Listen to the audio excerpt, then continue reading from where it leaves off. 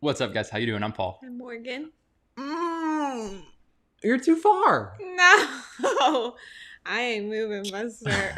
Today's video, we are doing our very first Never Have I Ever Christian edition. This is our very first, isn't it? We've done many a Q&A, but this opened up a whole nother type of question. Yes. And I was reading through some of them. I'm pumped for this video and a little scared. Me too. Let's just dive right into it. But first, if you're new here, make sure you subscribe to this channel. We're giving commentary on culture, social issues, and faith to help you be in the world. But of the word. And every now and then we like to do a fun one. Oh, absolutely, dude. You can't be in the word and still have fun. Exactly. It's the funnest way to do it. Also, we will be going live. We'll be doing a face-to-face Zoom call. We haven't mentioned it to the patrons yet. We'll be announcing it on Patreon in the exact time, but we're going to do that tomorrow. And so we are excited to catch up with you guys, share some new stuff we got happening, and just get to hang out with you guys. We really appreciate it. If you want in on that, to become a patron, patreon.com/paulandmorganshow. We will link it below. Make sure you give this video a thumbs up if you enjoy these type of videos. Let the algorithms know. Morgan, why don't we just go back and forth? Look at me. I look huge. Hey, I will not allow that kind of language in here, young lady. I look ginormous. There, that's a little better. Not really. That didn't. You know what? I am ginormous. I'm 35 weeks pregnant today, you guys. Look at this. And I'm exhausted. I kiss the big belly. All right, let's go, Morgan. Let's start it off. All right. You pick, and then I pick. All right, we have our plates. I have/have not. How vulnerable are we getting here? Like, what if someone writes in like a really kind of personal? Let's just go. We like to get vulnerable anyways, so it's fine. Let's just go. All right. Okay, this one's funny. This is from a patron. Michaela says, I ever pretended to be drunk after communion to convince my friends it was real wine. That is very strange. All right. Starting off with two have nots. All right. Let me scroll down here. That's just funny. All right. Never have I ever been slain in the spirit.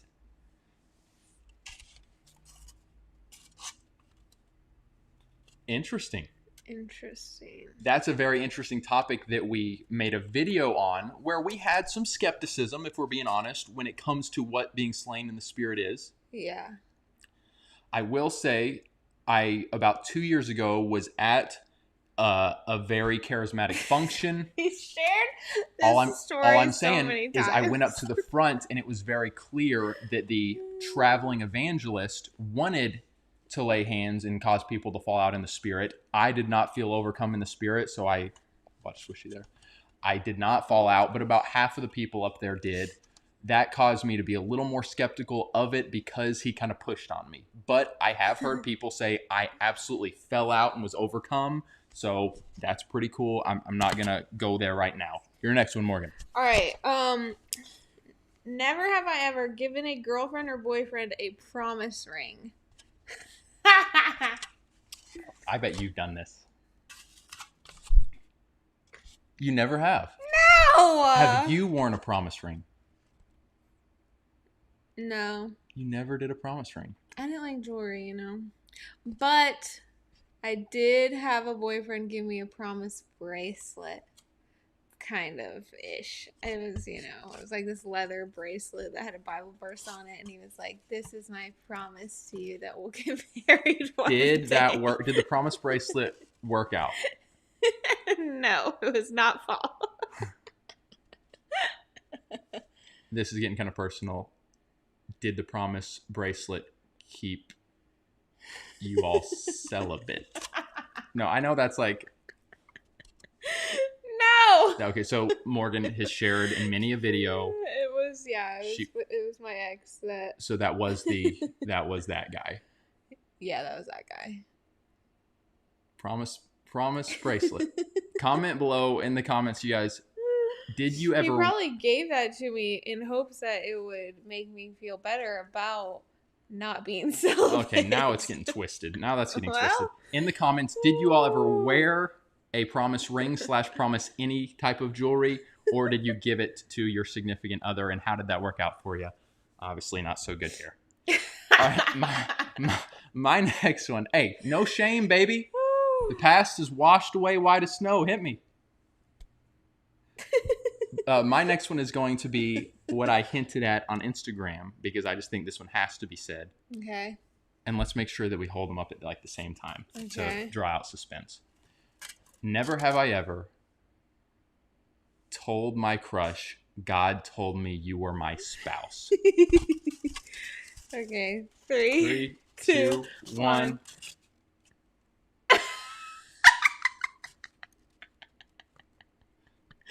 Yeah, I definitely have. I think I sold about 3 guys. No, wait, what? Stop. Pause the game.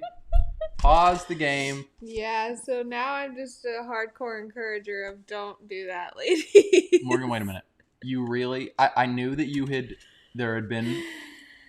Yes. You've told 3 guys God told me you were my husband? All right, once I was like 13. That doesn't totally count. I was like 15. And then the other I was like 19. What the heck? What the heck? And honestly, for a long time, the first one that I told, even while dating other guys, I still thought he was going to be my husband. This game's getting twisted. Listen, sorry for saying heck. I was a mess. Morgan, we're about to move on to the next one. We don't want to belabor this, but how do you justify that? Like, I was a mess. I don't have any justification. I was a mess, and now I thank God that I can teach and encourage young girls and young women to not be like me. But the crazy thing is, you did feel the Lord clearly impress it on your heart that I was your husband, but now here's the difference. I feel like I'm starting to doubt. Here's the difference. I didn't actually hear God about any of those other guys. So what was it then that made you? It was me wanting that to be the case. Oh my goodness. So, a lot of times I question girls like, ladies, is this really God, or is it just this is what you want?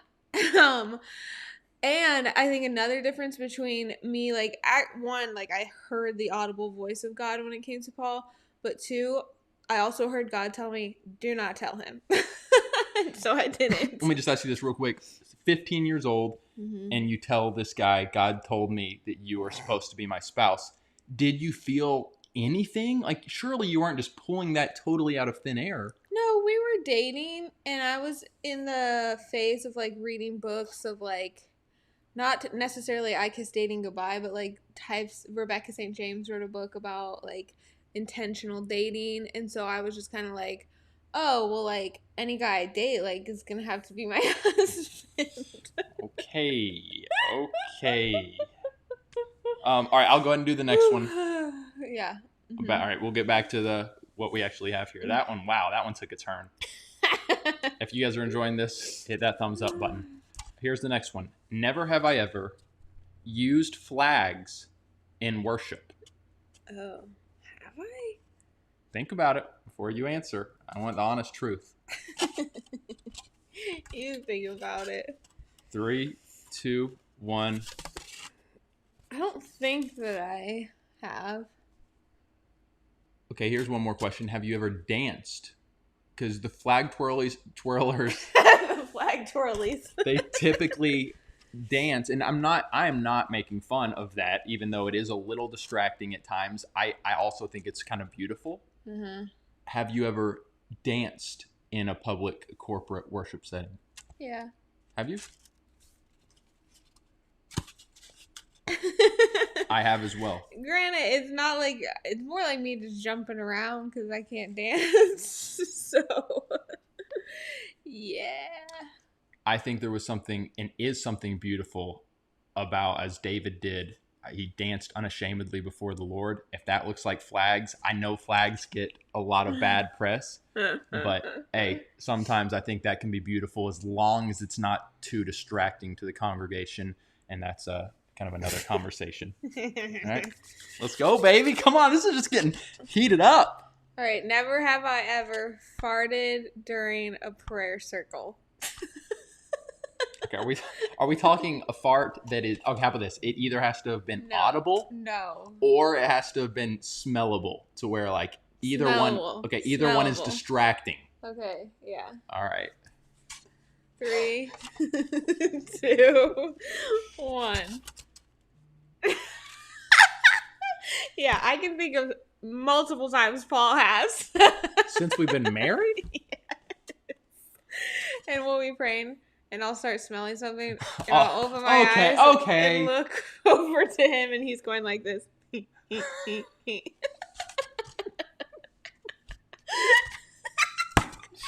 cannot believe you shared that.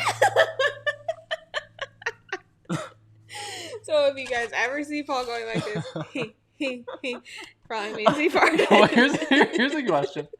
I'm getting so red.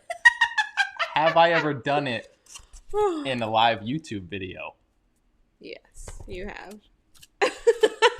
And there have been, yes, and I'll be like, and then he'll go, oh, yeah, guys, sorry, guys. Okay, so. Well, all right, next one. Wow. Oh, man. Let's see.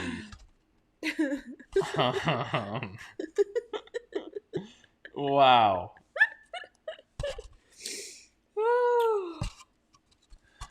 Never have I ever used a Christian pickup line like I was reading through Numbers but didn't see yours. Okay. 3, 2, 1. All right, I'm glad for that because it was getting pretty embarrassing. So I'm glad that neither of us stooped that low. Yeah, no, that would be weird, honestly. If I used a biblical pickup line, I don't know. Yeah. No, I agree. Guys would be like, what is wrong with you? Guys in the comment section, let us know, have you ever done that? Let's see. Wow. Let's see. It's getting vulnerable, dude. I feel like we're just putting it all out there. Okay, this is kind of more for you. So, never have I ever tried to impress your crush by how many chairs you could carry or stack. Well, I guess you. Yeah, I mean, I'm not stacking. What would be the chairs. female equivalent of that? Probably like something with children's service, like how many babies I could hold at once. All right, you do how many babies you can hold at once. I'll do how many chairs I've stacked. How many babies? All right, you ready? All right. 3, 2, 1. It was Christian school camp, 10th grade, main auditorium. Well, I don't remember when it was, but I've definitely tried to impress guys by how good with kids I was. Yeah, it's funny because the chair stacking thing is definitely everyone thinks it's this funny Christian meme, but it is. There's it's very real. There's truth behind it. 100%. All right, my turn. Yeah. Never have I ever prophesied and it came true. Let's broaden it a little bit. Let's not say it necessarily has to be this prophecy as what you think of. Maybe I'm thinking of just something prophetic that maybe you wouldn't have known if the Lord didn't give it to you. Mm-hmm. A word of wisdom, something in that realm. I mean, words of wisdom to me is different than prophecy. All right, we're going straight up prophecy. Mm-hmm. Have you ever prophesied and it came true? Okay. We're getting controversial here. All the people that are no, you're either a prophet or you're not. Which that's a big conversation, but have you ever prophesied and it came true? All right, ready? Uh-huh. 3, 2, 1. I don't know. I don't think so. Yeah, I don't think I've been very careful to speak over people being God told me this. about you, blah blah blah. You're careful not like to. Yeah, I don't do that. You do it cautious. You wouldn't be like, God told me this. You might say like, maybe I feel. Right. And yeah, and so I don't know. Like I'm sure maybe I've said some things that like, oh, this came to pass. Yeah, I think it's maybe more often to feel like a prompting in your spirit. Oh man, I want to go talk to that guy. I want to see how he's doing. And that could be like a Holy Spirit prompting, but that's still a little different than a prophecy. Yeah. So, all right, fair enough. Your turn. And words of wisdom is like different as well in that like, wow, I just spoke like solid truth into that person's life. That did not come from me. That came from the Lord. That was word of wisdom. Oh. Fair enough. Okay. Never have I ever mouthed a hymn during worship because I didn't know the words. 3, 2, 1. That's child's play. Everyone does that. Everyone mouths hymns. I cannot tell you all how many hymns. I mean, does anyone really know all the words to the old hymns? Some people do. No. All right, here's the next one. I do not. Never have I ever listened on repeat to a worship song with bad theology. 3, 2, 1. It was back in the day when I thought it was great theology. For those of you who don't know, Morgan and I have had some shiftings in our doctrine and our theology from several years ago, and we've kind of transitioned a little bit away from certain things that we were pretty into. You guys can go watch our video, and I might try to link it below, why we're no longer hyper charismatic, and we dive into that. But yeah, I think back on some songs that I used to love, and I would crank them up, and they would get me so fired up, and now I'm like, I'm gonna hold off on that song. All right. Never have I ever fallen asleep during a sermon as an adult. As an adult? Because, I mean, I'm sure as kids I fell asleep during church. Once or twice, especially at my grandparents'. As an adult. All right. 3, 2, 1. Really? You haven't? We're both mature adults. Mature adult. We're both mature adults. Okay. Here's an interesting one. Okay. Never have I ever answered how are you with I'm blessed and highly favored. Okay. 3, 2, 1. I do like to say I'm blessed. Okay. So, but not blessed and highly favored. Highly favored takes it to a whole nother level. Yeah, I've never said that. I feel like it'll just catch people way off guard and be like, okay. All right, you're the next one. But while you're finding yours, I have had a number of people, I mentioned this in one of our other lives, they'll write me like a DM on Instagram and they'll say something like that. They'll be like, hello, blessed and highly favored brother in Christ. And I'll be honest with you, I just normally delete them because it's like, okay, I think this is just like a person that's like from another country that's just kind of a Christian spammy type account. Yeah. It's weird. It's weird. If you want to say, hey, brother in Christ, okay, but hello, blessed and highly favored in Christ, how are you? That's like what it is. Like, how are you today? It's like, come on. That's hilarious. Come on. Ain't nobody got time for small chat. All right, All right, I have one just in my mind. Okay, because I got a good one coming up next. Never have I ever purposefully stood by my crush hoping they'll say, let's circle up and pray. Okay, I got that. I had that one. To hold hands. Someone wrote that one. Okay. So positioning yourself for prayer so that you're by your crush to hold their hand. Yeah. Oh, man. 3, 2, 1. It was me. Oh, yes. That was the only time. Definitely. All right, you want to hear something bad? Yeah. 22 years old.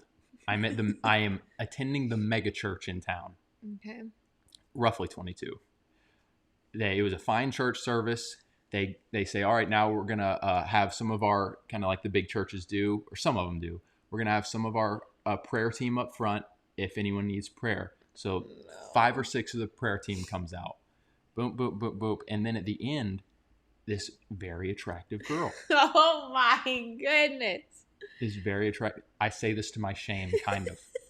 I'm not totally ashamed of it because, hey, a man that's looking for a wife got to do what he got to do. But they said, if anyone needs prayer, here's the prayer team. I saw her and I made a beeline to get prayer from her. It was a fine prayer, fairly generic. I think I said, I don't have anything really pressing, but I just appreciate prayer. You're terrible. Here's the next one. Never have I ever told someone that they are going to hell. Okay.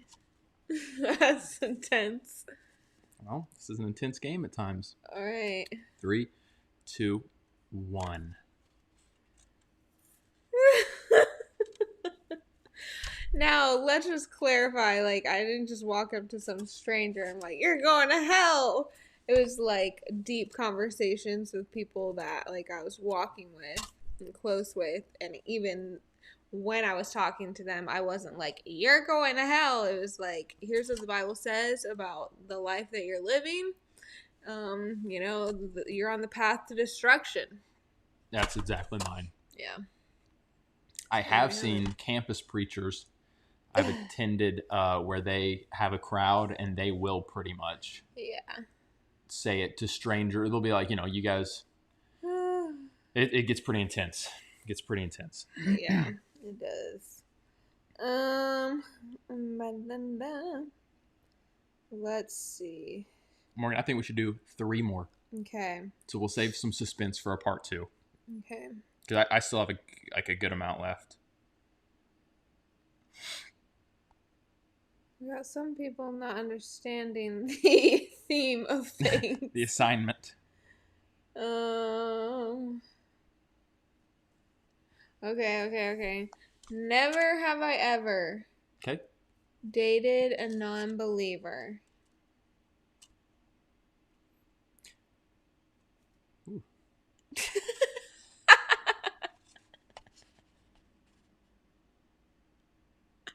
Can we combine, because I was wanting to do this one, never have I ever missionary dated. Can those 2 fit together into one question? I guess. Yeah, sure. Whoo! 3, 2, 1. Guys, we do not recommend it. Definitely not. I didn't necessarily missionary date. I just dated a non-believer because I was a Dumbo. How'd that work out for you? Well, we're not married. You guys, I went through a time, all right? As many of you all know. No, that is interesting because, man, when you're like, again, when your heart is to get married and you're like, all right, Lord, who do you have for me? And then you have someone that checks a number of the boxes, but then you're like, okay, but their faith walk is pretty much non-existent, or they're, whatever. They're saying they're open. I'm open. Yeah. And then you start, like your flesh, guys, let's call it for what it is, your flesh, and just your appreciation of the person, because they can still have good qualities, but you start making justification. Oh, blah, blah, blah. We would not advise it. I think I only kind of did it once where I was like, this person is not spiritually on the same. I don't know if like they were an atheist, but it was like very clear. Mm-hmm. Yeah, the guy that I dated, I went on a few dates with, and he was agnostic, and he was kind of the one that was like, I mean, I'm open. I haven't, like, just from how I was raised and where I'm at now, he was like 9 years older than me. He was like, I just don't really believe in anything. And so I gave him the book Mere Christianity. I was like, read this. But I really like wasn't trying to convert him. I was just kind of like, okay, well, if you're open, here's a book. But yeah, interesting. And to be honest, I don't know what I was thinking. You did go through a very interesting phase from what I've heard. And then I met Paul because God was like, "You are a train wreck woman. I need to get to your husband right now, or else you're going to go down a very bad path." Your heart was very beautiful. But no, Thank in you. all fairness, I don't think I ever actually missionary dated someone who completely was like a non-believer. Mm-hmm. But there was a time I remember where I went out longer than I should have. I went on more dates than I should have with someone who it was obvious we were not spiritually on the same page. Yeah. She was not the right fit. All right. How All right. many more is that, or is Two that more. Okay. Never have I ever said the F bomb. Said the F word. Got it. Do you really have to think about this? 3, 2, 1. Okay, but it's been a while for both of us, right? A long time. I can't even remember when it was, but maybe in our first year of marriage when I was... You've said it since we've been married? I feel like I have. Just in our first year of marriage when I was living in hell. Okay, can you follow that up a little bit? My goodness. I'm just kidding, baby. You don't kid about that. No, I wasn't living in hell. Well, in a sense, I was because I was struggling so much with depression and anxiety and suicidal thoughts. Like, it was hell in my mind. And yeah, I was just like being attacked on every side. Granted, this wasn't spiritually all day, every day for the entirety of our first year of marriage. It was not.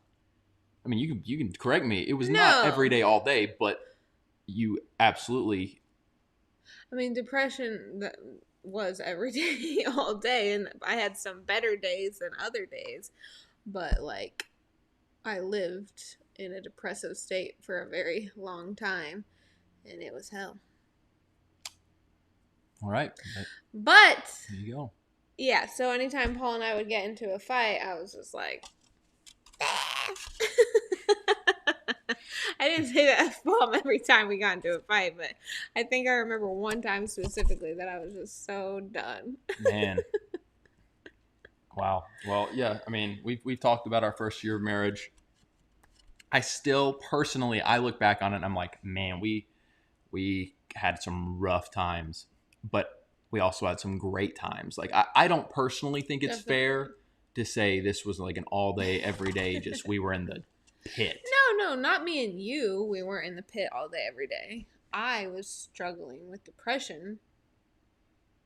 It's something that lived over me for all day, every day. But again, I had good days and bad days and way, way worse days. So, yeah. All right. Fair enough. I remember probably like 8 years ago, maybe long. I was maybe like a teenager. And I think I just yelled, and just being real, like I yelled the F-bomb. And it's like... on a mountain. But it, and you know, I think you do, especially like as a Christian that doesn't say curse words, you can maybe get like a little bit of a thrill. I don't know if I was just like really angry or I just like wanted to do it. But it's not worth it, guys. Like, you know that. Let no unwholesome talk come out of your mouth, but only what builds others up. And I think that cursing absolutely can fall under that. Like, let's say words that are pleasing to the Lord, not pleasing our flesh. Yes. All right, Morgan, last question. We'll both look, see who finds like a really good one quickly. That one got super heavy. Man. Whew. Oh, I do have a pretty good one. All right, go ahead. All right, here it is. Never have I ever thought about going to Bethel School of Ministry. All right. 3, 2, 1. You have? I mean, it has crossed my mind years ago. Like when we've been married? Or before that? Prior to us getting married. That's hilarious. I was in a very like, man, Lord, I just want all you have for me. And then I would see, as you guys, many of you can probably relate, I would see these like pockets of people that just looked like they were so on fire and operating in so many of the gifts. And it's like, it's like the shiny object, you know? Oh, I want that. And so I heard about Bethel. I had some friends go there, and it's not like I was like signing the acceptance papers or whatever, but it crossed my mind. Now, would I go there? Or would I encourage someone to go there? Probably not. To me, when I look at Bethel, a very short answer is there is some good stuff there, but they're very experimental, and I've seen some stuff that really causes me to kind of pump the brakes on that. So no more Bethel School of Ministry at this point in my life. Good. Guys, comment below. Let us know any of those questions. If you want to share your answer to them, maybe you have like an interesting story, or I think it'd be fun to keep the conversation going in the old comments. That was a fun video, and there will probably be a part 2 in the coming weeks because there's still a lot more questions. A lot. There was a lot. Woo! All right. We love you guys. We love you. Like I said, we have a incentive coming up in the live chat for anyone that drops a super chat. You guys that once this video gets trimmed and you're not able to see that, we will be posting that portion for our patrons. For our patrons' eyes only. So if you want to see that and you're not live right now, make sure you become a patron. All right. Love you. Catch you again very soon. Have hope. And be free. If you're in the live chat, we'll be right back. As you may have noticed, we get very few brand deals, which is why our patrons, the names you see here, are so important. You guys really are the lifeblood of this ministry. We could not do this without you all. If you believe in this content and you want to partner with us on Patreon, click the link below or just go to patreon.com/Paulandmorganshow.